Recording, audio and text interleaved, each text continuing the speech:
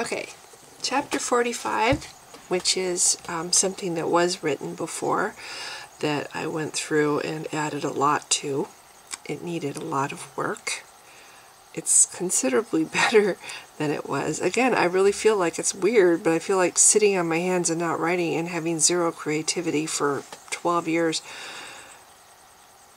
I feel like I actually am a better writer today than I was when I was writing. I mean, I don't know how that can be. You would think I would be horrible after not writing for so long, but I feel like I'm actually better for it.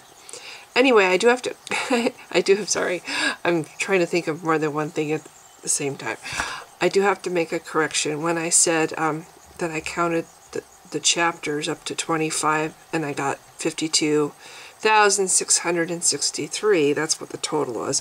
That was actually up until chapter 20. I didn't realize I had actually not counted to 25. I stopped at 20. So if I count to chapter 25, I have 68,006 words. Assuming that the next 25 chapters are about the same, I'm looking at about, I'm trying to do math, this is a joke, 136,000 words. That's if the later chapters are, you know, about the same in length and everything. That's not bad. That's maybe a little thick for a first book, but I don't think it's too bad. I'm remembering we're talking probably 400 or 450 pages this book would be in book form. And I think if it's an electronic book, which, you know, I don't even know if this book would ever become published in a book form. That was 12 years ago. Now everything is ebooks. So if it's ebooks, it probably doesn't matter as far as page length. It doesn't cost really probably very much more to make a 500-page book versus a 250-page book, I'm guessing. But anyway, so that's it. I just wanted to clarify the word count, which was wrong in my last intro. Chapter 45 is, every book has a climax. Chapter 45, I would have to say, is my start, the start of mine. So, enjoy! Here it is!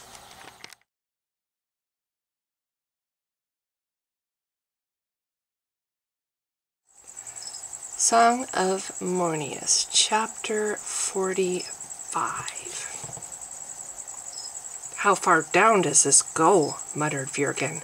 Galen watched him lower his torch, whip it back and forth in the black expanse before and far below him.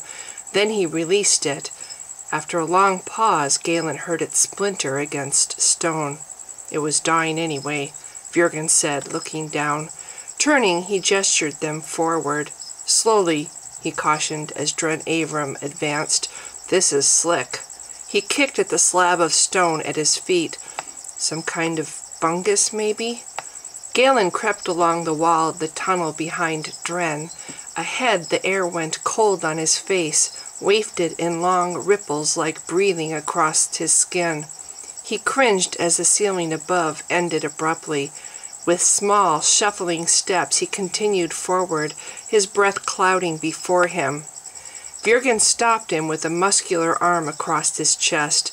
Galen found himself standing on a precipice, staring outward. Far below him, he could hear the frigid rushing of the Shikaya River, caught the flicker of Jurgen's torch as it sputtered and poured trails of thick white smoke over the glistening ledge where it lay. Occasionally, fire still flashed from the broken wood, reflecting red and gold on the moving water beside it, the sole artery of life within the dead stone. Florina gasped behind his back. He heard a brief struggle then, the woman moaning between her teeth and a few stumbling footsteps of her trying to run back down the tunnel. Galen turned to see Tarek catch her in the cage of his arms. Easy, he said into her ear. Then gently he transferred the frightened woman to Silva. Malian, Florina groaned between her teeth. I don't know this place, but I know that smell. Blood. The floor is slick with it. Tarek, he's here. I feel him. Blood? Galen stared at his feet, at the thick, congealed goo clinging to his boots. Avalar stepped beside him and turned. Raising her head, she studied the nearly vertical wall above and beside the tunnel where they stood. With narrowed eyes, she strained to focus. "There's a pathway in the stone," she said. "Giants have been here. I remember this place. The path is not what it was, but it will suffice. It will bring us to the upper levels. All the tunnels end here." "What is here?" Tarek asked. He stopped on the ledge, turned to follow her gaze. She caught at his shoulder when he stumbled, gripping him hard enough that he winced. Then Tarek leaned against her legs, squinted upward where she pointed. "Look at the water," Florina said softly, pointing to the slow trickles running from cracks in the tunnel ceiling above the slimy floor. She sniffed again and shuddered. "The only source of water above that I know of," she whispered, "is the pool where I made Veelerman. Maybe water from the ice feeds into it? I thought it was the river, but now I don't know." Without thinking, Galen knelt and studied the thick black slime under his feet. "From here the mountain used to spout fire," Avalar was explaining to Tarek. "This was its throat. How very alive it was once." She frowned to herself. Obeying some compulsion he didn't understand, Galen unshouldered his pack, propped it against the stone wall of the tunnel with his knees as he opened its ties, and then dug deep. He stuffed a bit of cloth between his teeth, nodded approval at Dren to take the pack. Then he lowered himself to his heels. "Here," he whispered, and it was Holram guiding his hands. "Here too," he said. He was dabbing at the slime, scooping up a quivering lump of it with the cloth. "That's disgusting," Florina said above his head. "What are you doing?" "I don't know," Galen whispered. He folded the cloth over the sticky goo, then tucked it carefully back inside his pack that Dren held. He glanced up at Dren, who was wrinkling his nose. Then Argus, bobbing along the ceiling, flitted down slowly to look him in the eye. "You can't have him," said the ghost knight sternly. "He's mine. He fights for me." "That's his decision," Galen heard himself replying back. "Galen!" Tarek interrupted from the ledge beyond the tunnel. "Over here! We need your staff!" Galen shouldered his pack and moved out from under the ceiling. Staring out toward the opposite side of the cavern, a curving wall that seemed to lean toward him, he lifted Mornius. With a hard nudge, he brightened his fire so Tarek could see. Through the glow of the skystone above his hand, he surveyed the massive stalactites jutting down at him from the darkness above, the water-carved mineral sculptures and swirls gnarling Mount Chestnut's gutted heart. Above him, on his side of the chamber, black holes went up as high as he could see, what appeared to be hundreds of entrances to other tunnels, many too small for any human to pass through. On the walls beside and opposite him, intricate tiny cities of yellow and white crystal sparkled below outcroppings and between cracks. Galen ignored their twinkling blue miniature reflections of his staff. His gaze fell instead on what looked to be more congealing blood, what he recognized as layers of countless round, deeply red spheres. They coated the cavern's opposite wall like blood glistening, each gem clinging to the stone by thin strands of woven crystal. Florina clutched at his shoulder, her eyes following his gaze. "Those are the black stones," she whispered, "like from Avalar's song. We think the fire from the planet's core blasted them out. We harvested what ones we could, but see how the wall leans in? It's too steep. We couldn't get the rest, and Malian won't go anywhere near them." Galen stared in befuddlement at the stones. Deep in his chest he felt Holram stir, thrash power through his muscles and nerves. Galen recoiled. Slowly he turned toward the woman at his side. Again he found himself uttering words he didn't expect. "I need you to take me to the man who tortured you," he said slowly. "I will require living flesh, this man who has committed so much wrong." Florina stared at him, her mouth dropping open. "The climb is hazardous," Avalar was saying. At Tarek's gesture she moved into the tunnel and crouched, placing herself at their level. Galen, shivering, returned the giant's stare as the others gathered around her. The giant's gaze steadied as she first regarded him, then roved quickly from face to face. Avalar focused on Roth, and Galen recalled his fear of heights. "The stone is fouled, the wall steep. It was created by giants who had little fear of falling, for death was an escape they sought."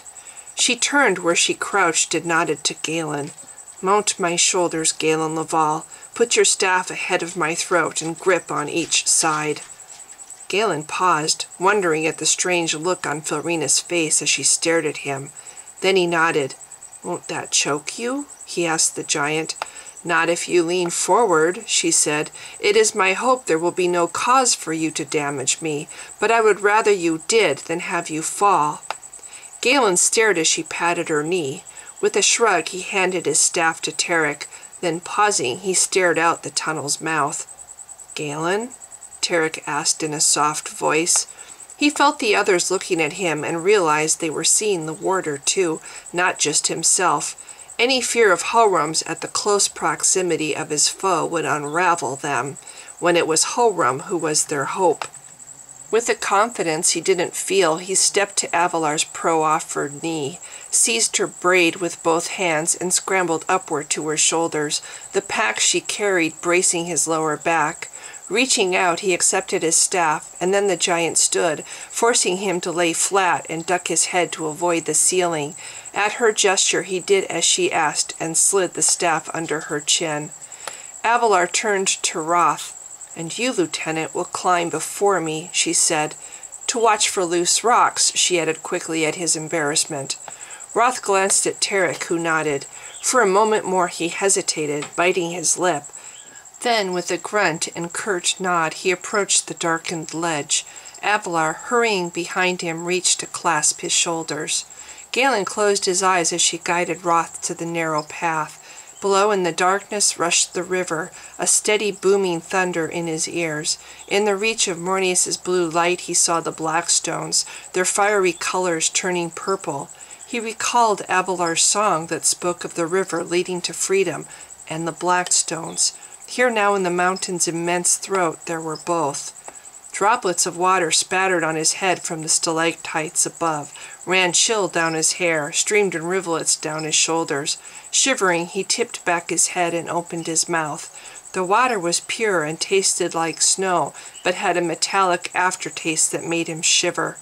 Beneath his thighs, Avalar climbed steadily, walking upright whenever possible. He could hear the men behind him, Florina Vlin following the giant, with Tarek and Silva close behind her.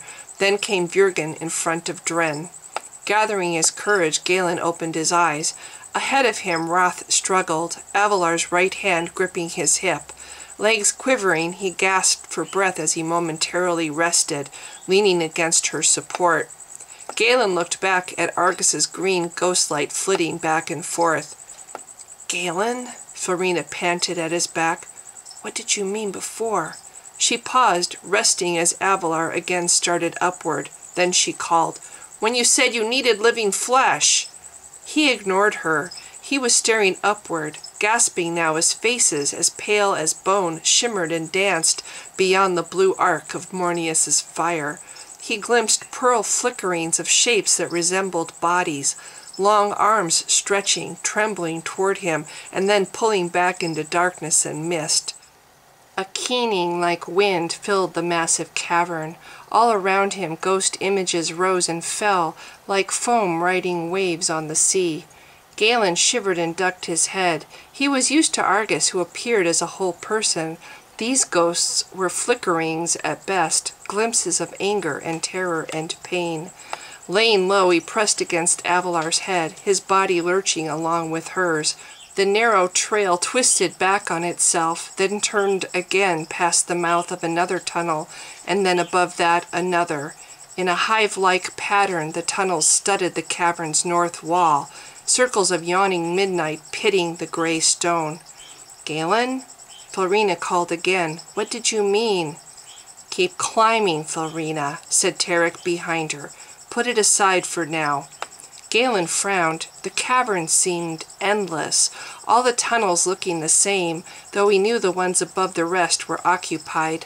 Shivering, he peered into one as he passed. Gently he tilted his staff from its place under Avalar's chin, raised his power a little more to illuminate the tunnel's blowing cobwebs, the piles of long white bones scattered behind them. As Avalar flinched, he dropped his fire. "Not all giants made it out," Avalar said grimly. Again he looked up, seeing Argus now among the glimpses of ghosts, how they gathered to drape silver streamers around him like a garment. Rock crumbled beneath Avalar's feet, fell skittering down the wall to the river far below. She froze, gripping Roth. Above her head, more tunnels beckoned. Though they had passed 10, Galen could count 6 more directly along their path. "Galen Laval," admonished Avalar in a low voice. "There is much peril here. The rock is slick, the path narrow and steep. I am helping Roth and supporting you. There are humans right behind me. Do not dazzle me again with your staff. Lives depend on it that I do not fall." Chagrined, he nodded slowly. Leaning forward, he molded himself around her neck, relaxed his muscles so that again he moved when she did, his thighs sliding back and forth with the motions of her arms. In silence he rode with his eyes closed, his thoughts drifting along with Argus's ghosts. What did he mean about needing living flesh? He too had heard those words from his mouth. He too did not understand them. Arms of power encircled his mind then, expanded his awareness. The inhalations of his friends stirred the dust motes before his face. He heard the rush of blood from their beating hearts, the muted creaking of their joints as they moved. He felt coldness like ice spreading itself around the base of the massive stalactites. It reached through the rock, crouched low along the ceiling. Galen looked up as the ghosts recoiled. High above them darkness stretched, a glimpse of the night's sky devoid of stars. At once his muscles stiffened. He couldn't breathe, could barely see. Confronted by his enemy, he felt himself falling, a little boy running away in fear. "Blackest hell," moaned Filrina through her teeth. "He's here." "Enough, Filrina," Tarek said sternly. "Keep your mind on your climbing." Galen tensed, his heart squeezed like a fist, laboring to pump his blood.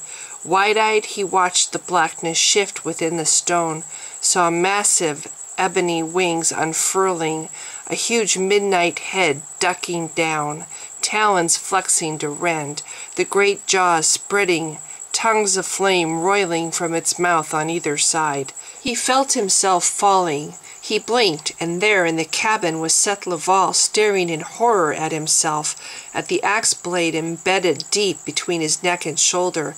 Blood was pouring down his arm as he grabbed a chair, threw it in front of himself defensively. Then Galen saw his arm jerk the cruel blade free from muscle and bone.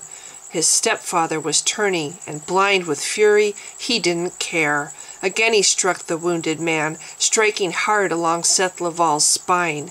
He pressed the blade downward hard before yanking it out, and now the blood spurted, so much blood jetting hot across his neck.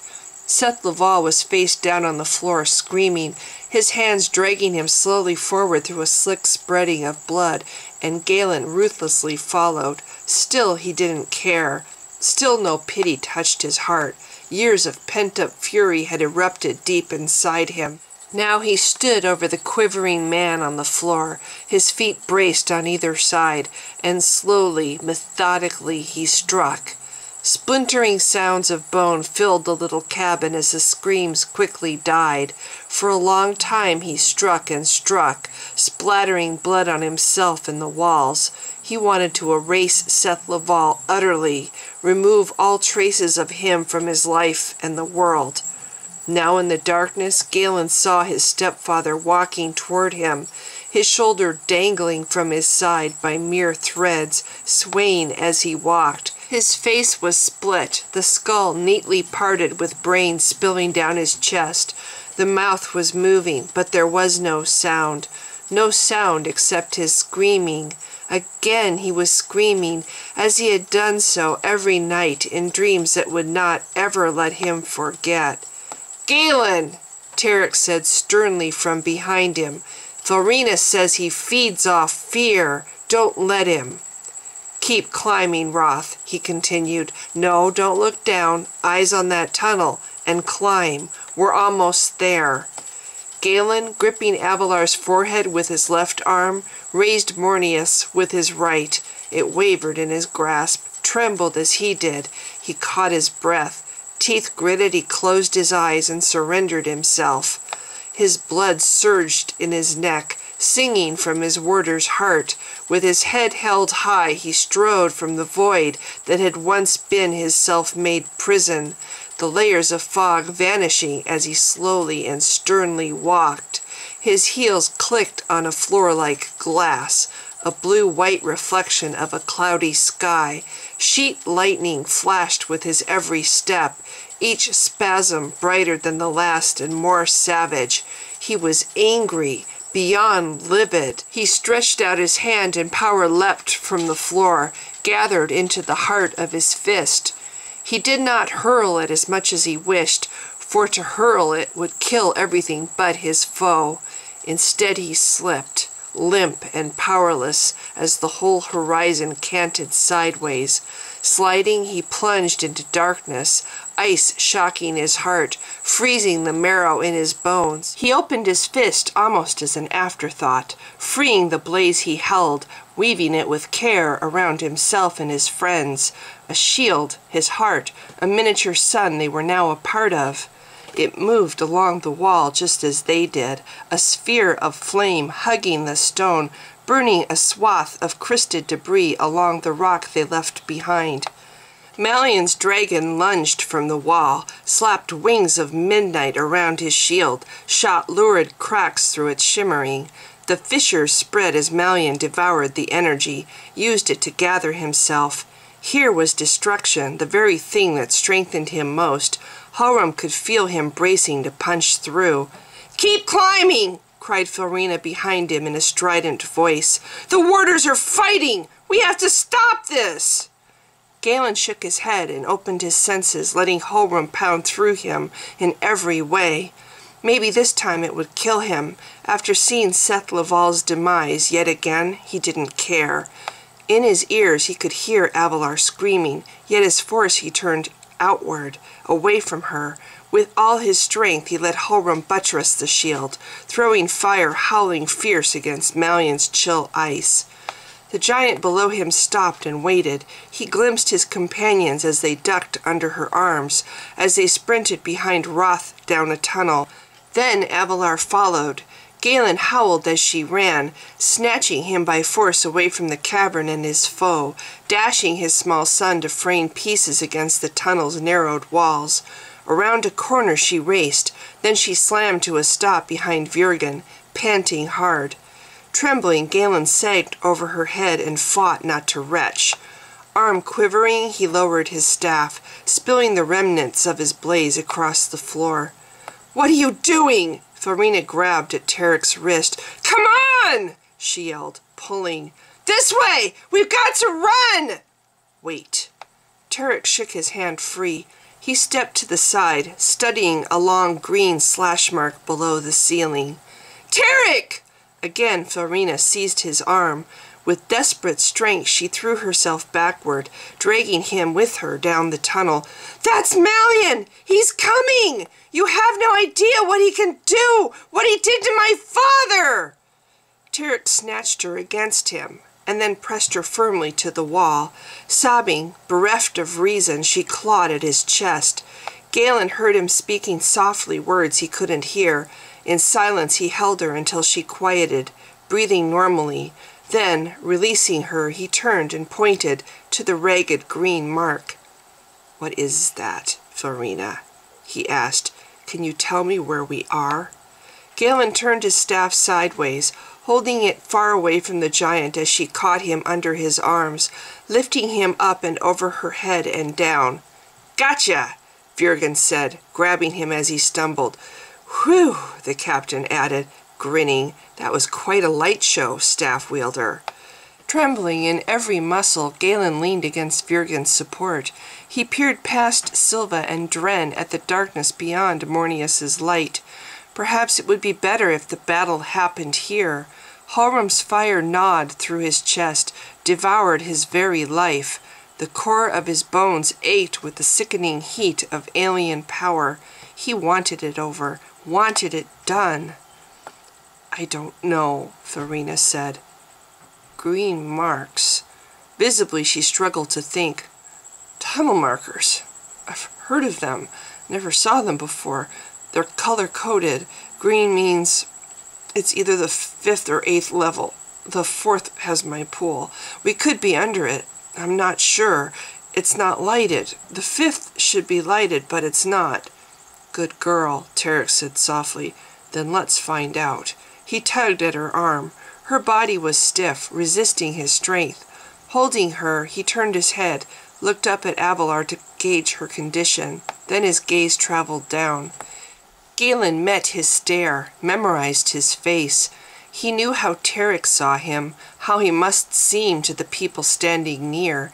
He could feel his warder rising, Halram's fire shining from his bones. Abruptly, Tarek swung to where Cabin Roth sagged in relief against the wall. He released Farina when she flinched in his grasp, nodding acknowledgment at her fear of being touched. Then, taking the younger man gently by his arm, Tarek led them slowly down the tunnel.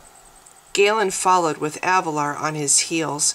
He felt it with a chill along his spine as he moved among his companions. Just as he followed, so did something else.